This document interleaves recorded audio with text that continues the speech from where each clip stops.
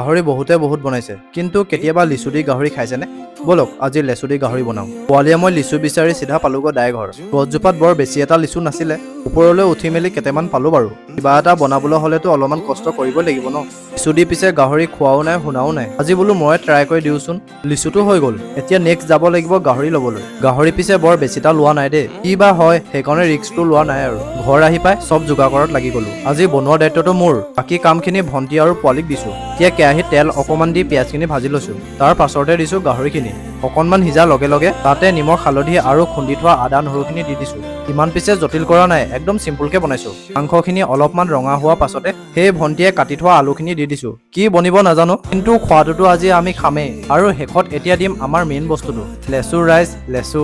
আৰু এয়া আমাৰ লেচু গ'ল গাহৰিত। ভাজি ভাজি পিছে পানীখিনি একদম নাইকিয়া কৰি দিলো। থালখনতে উলিয়াই লৈছো, কিনাৰত জলকীয়া আৰু চাটনি দি লৈছো। গোটেইকেইটা বাহিৰত বহি ভালকে দবাই দিছো আৰু।